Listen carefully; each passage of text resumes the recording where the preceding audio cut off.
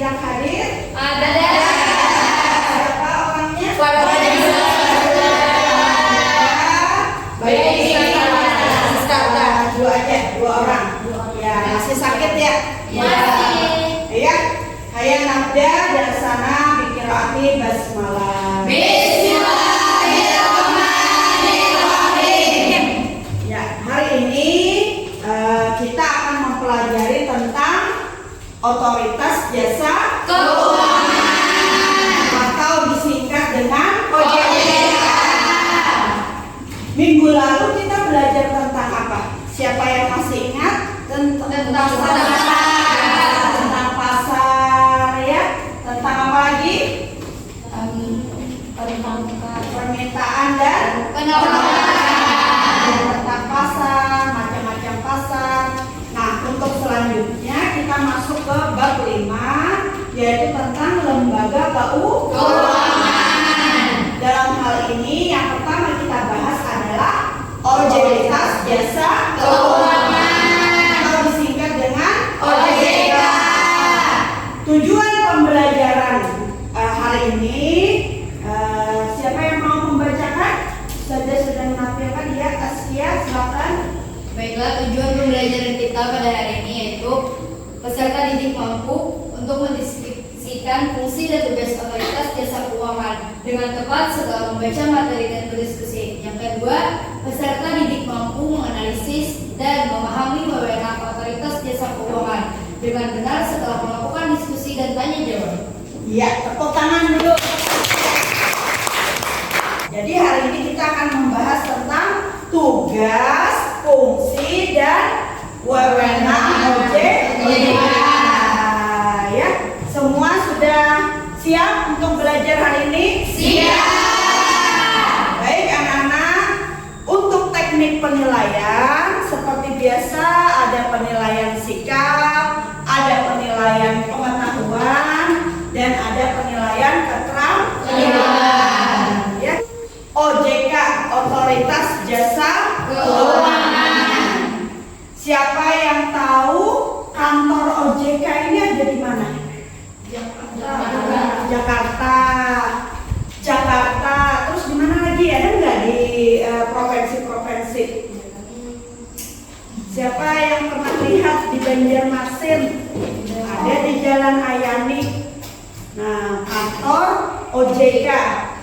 Nah, nanti kalau misalnya pergi ke Banjarmasin bisa melihat di kilometer 8 ya. Sebelah kiri itu ada kantor OJK, sangat besar.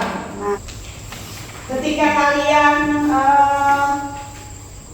menabung di bank ya kan, ketika kita mempercayakan bank untuk menyimpan tabungan kita, apakah kita merasa ada rasa was-was?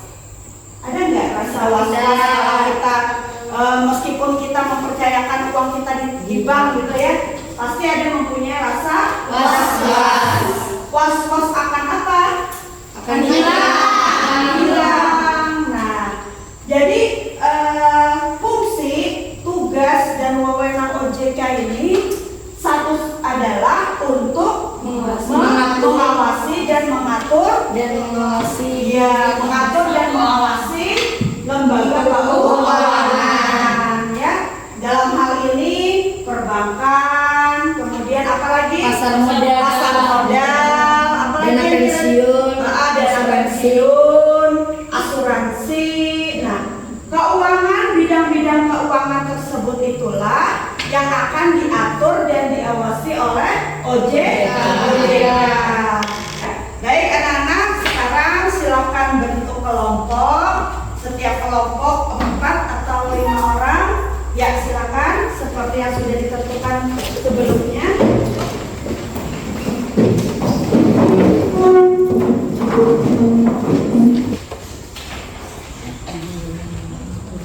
Ya, anak-anak, jadi OJK tadi mengatur dan mengawasi lembaga keuangan. Nah, sekarang ini sedang marak kasus-kasus keuangan ya di Indonesia terutama, apalagi setelah Indonesia banyak yang terkena PHK. Karena banyaknya yang di PHK, akhirnya menimbulkan kesulitan ekonomi. Maka timbullah pinjaman-pinjaman online. Meminjamnya sulit apa mudah? Mudah. Ya. Jadi karena mudahnya meminjam online, akhirnya banyak masyarakat Indonesia yang terjerumus, terjerat ya. Nah, sekarang coba perhatikan video di Ustazah tayangan ini. Kalian simak baik-baik, kemudian identifikasi masalah apa yang kalian temukan ya, sehingga terjadi pinjaman online. Yang pasti jangan salah dalam melihat pinjol itu sendiri. Salah satunya seperti yang dikatakan oleh sosiologi. Di masyarakat kita itu dengan adanya pinjol itu dia memahami atau mengerti bahwa sumber ada di sana, ada di pinjol. Nah, bisa jadi pinjol itu dianggap sama mereka itu sebagai pemberi dana atau peminjam dana. Gitu. Nah, ini soal bisa bayar atau tidak bisa bayar, ya kalau ini masih Indonesia itu ada istilah lihat nanti. OJK baru-baru ini mengeluarkan data soal pinjol. Jadi katanya Jawa Barat berada di peringkat pertama dengan total uang dipinjam melalui pinjol 13,5. Ya, tadi dari kasus pinjol yang Ustazah tayangkan, kira-kira apa masalah yang sudah kalian identifikasi? Apa kira-kira? Ya, Aura? Terbuktinya bahwa masyarakat Indonesia memiliki sifat konsumtif dan hedonisme. Ya, menurut Aura, dari kasus pinjol ini mengidentifikasikan masalah bahwa masyarakat Indonesia ini ternyata konsumtif atau hedonisme. Ya, bergaya hedon itu apa? Iya, bergaya elit, ekonomi sulit, pendapatan sedikit, ya. Jadi menurut Aura kelompok 1 bahwa identifikasi masalahnya tadi masyarakat Indonesia ternyata konsumtif. Siapa lagi yang bisa? Ya, Akna. Menurut saya sudah dari setelah saya menonton video tadi bahwa kebanyakan orang yang meminjam pinjol tersebut tidak bisa membayarnya kembali karena bunga yang diberikan oleh lembaga pinjol sangat tinggi. Iya, betul. Tepuk tangan untuk Akna. Ya, jadi dari kelompok 2 dalam hal ini Akna mengidentifikasi bahwa bunga pinjol itu biasanya sangat tinggi. Yang lain, ya, Hidayah. Karena mereka mempunyai keperluan mendadak, jadi mereka memilih meminjam uang pada pinjol karena cara meminjam dengan pinjol mudah. Iya, menurut kelompok 3 karena cara meminjamnya mudah, prosedurnya mudah, ya, 2 jam juga sudah cair. Maka pemikiran rakyat Indonesia ini yaitu kesana gitu ya, ke pinjol untuk memenuhi kebutuhannya yang mendesak tadi ya. Sekarang Ustazah bagikan lembar kerja untuk kelompok, silakan dikerjakan, silakan dikumpulkan datanya, boleh melalui internet, boleh membaca bukunya, cari referensi, kemudian diolah data dan nanti dipresentasikan ya. Dan terakhir kita akan mengambil kesimpulan. Betul?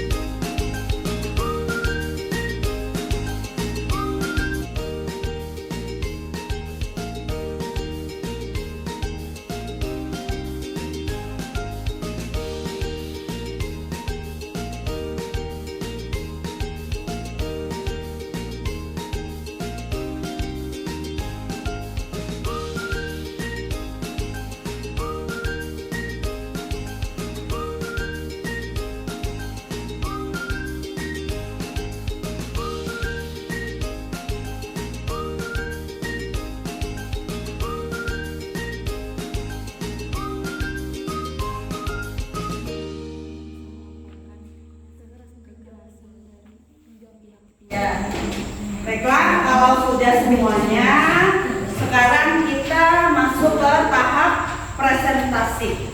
Ya. Silakan dari kelompok pertama ke kelompok terakhir. Yang terakhir, kasih duluan. Terakhir. Ya, ayo, Sabira dulu ya. Ya, silakan kelompok 4 maju semuanya ya untuk mempresentasikan hasil diskusinya. Di sini kami mendapatkan sisi positif dan sisi negatif dari peminjaman online.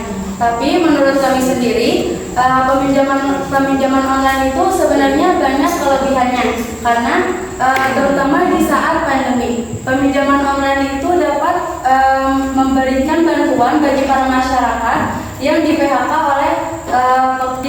di pekerjaannya. Misalnya di saat pandemi, orang-orang dikeluarkan dari pekerjaannya, mereka tidak memiliki penghasilan. Lalu disinilah peran peminjaman online tersebut berjalan dengan baik. Di sini mereka memberikan peminjaman bagi mereka yang sangat-sangat membutuhkan uang di saat pandemi. Namun seiring berjalannya waktu, seiring mulai hilangnya pandemi, masyarakat Indonesia menyalahgunakan adanya peminjaman online. Di sini mereka tidak lagi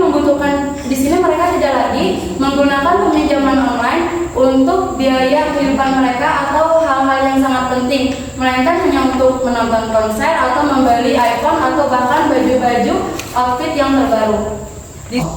Lalu di sini kami akan mengambil suatu masalah yang kami dapatkan adalah identifikasi masalah yang kami temukan, yaitu kita dari video yang pertama kita tonton, kita dapat mengetahui bahwa masalah yang kami temukan adalah sifat konsumtif atau hedonisme masyarakat Indonesia.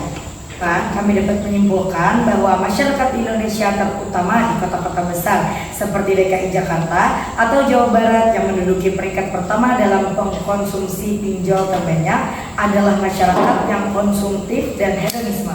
Hal ini terbukti dari sumber yang kami temukan, yaitu https://databooks.katadata.co.id pada tanggal 31 Januari 2023. Dikutip peringkat pemakai pinjol terbanyak ialah untuk peringkat pertama yang diduduki Jawa Barat dengan 4,68 juta pemakai, lalu DKI Jakarta 3,7 juta pemakai, Jawa Timur 1,51 juta pemakai, dan terakhir Banten 1,33 juta pemakai. Lalu dengan bukti selanjutnya adalah yang bisa kami lihat dari sumber YouTube TV One News, dari sumber Ibu Devi, dari kata yang kami garis bawahi adalah masyarakat Indonesia adalah masyarakat yang banyak gaya. Seperti yang dikatakan oleh kelompok 1 juga, dan ketergantungan masyarakat untuk memenuhi kebutuhan yang konsumtif dan hedonisme. Oleh karena itu, dari pihak OJK memberikan beberapa solusi, yaitu OJK telah memberhentikan beberapa pinjaman online yang ilegal yang beredar pada masyarakat sekitar. Sekarang tahap terakhir dari kegiatan yang kalian lakukan, yaitu mengeneralisasi atau menarik kesimpulan. Apa kira-kira kesimpulan dari kasus pinjol ini, dari pembelajaran hari ini? Ya, siapa yang bisa menyimpulkan, angkat tangan. Pinjaman online bukan merupakan kesalahan, tetapi kadang keraguan ini dilakukan oleh masyarakat sendiri. Ini bukan kelalaian yang dilakukan oleh OJK atau Otoritas Jasa Keuangan, tapi kelalaian dari sang pengguna. Hal ini terbukti dari beberapa wawancara yang kami tonton tadi. Ada beberapa yang mengatakan bahwa apabila kita melakukan pinjaman online tetapi dengan target waktu pembayaran tepat, maka tidak akan menjadi masalah. Sedangkan kita, apabila kita memperlambatnya, maka suku bunga akan terus naik dan pembayaran yang kita lakukan akan semakin banyak. Itu artinya ini bukan suatu kelalaian yang dilakukan oleh OJK, melainkan dari masyarakat. Lalu di poin yang kedua, di sini dari pembelajaran kita hari ini kita dapat mengetahui bagaimana cara membedakan aplikasi pinjaman online yang legal dan ilegal. Dan yang ketiga, saja dari kelompok saya sendiri, saya dapat mengetahui bahwa ternyata masyarakat Indonesia, apalagi khususnya di kota-kota besar, memiliki sifat konsumtif dan hedonisme. Anak-anak masih ingat tentang apa fungsi, tugas, dan wewenang OJK? Ada yang ingat? Fungsi, tugas, ya Aura? Apa kira-kira fungsi OJK? Untuk fungsi diikuti berdasarkan OJK yang berdiri pada tahun 2012 dengan Undang-Undang Nomor 21 di tahun 2011. OJK berfungsi sebagai penyelenggara sistem pengawasan dan pengaturan yang terintegrasi terhadap kegiatan jasa keuangan di sektor jasa keuangan. Sedangkan tugas sendiri, singkatnya saja, OJK memiliki tugas yang bertugas sebagai pengatur dan pengawasan terhadap kegiatan jasa keuangan di sektor perbankan atau sektor pasar modal, dan yang terakhir adalah sektor IKN. Terima kasih. Iya, tepuk tangan untuk Aura. Ya, selanjutnya wewenang OJK. Ya, silakan Sabira. Di sini wewenang OJK yaitu menetapkan peraturan perundang-undangan di sektor jasa keuangan, lalu menetapkan peraturan dan kebijakan tentang pengawasan dan pelaksanaan di lembaga jasa keuangan, dan serta hal lainnya yang berkaitan dengan industri jasa keuangan. Materi pembelajaran hari ini dapat saja simpulkan bahwa OJK itu berdiri tahun 2012 didasarkan atas Undang-Undang Nomor 21 tahun 2011. OJK ini menggantikan tugas dari kalau dulu namanya Bapepam LK. Bapepam itu panjangnya Badan Pengawas Pasar Modal dan Lembaga Keuangan. Kemudian OJK ini juga menggantikan tugas dari Bank Indonesia dalam hal pengawasan jasa keuangan. Paham tuh? Baik anak-anak, apakah pembelajaran hari ini menyenangkan? Semua bahagia? Sebelum kita tutup, Ustazah akan memberikan soal post-test. Silakan dikerjakan dalam waktu 5 menit. Soal 2 buah soal ya.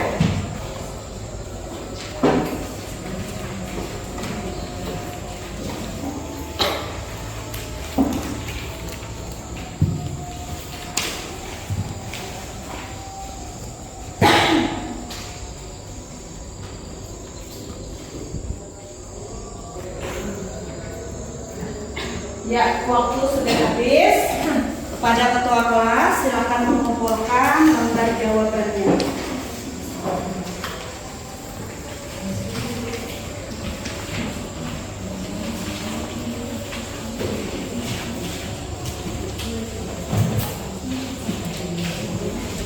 Ya, baik.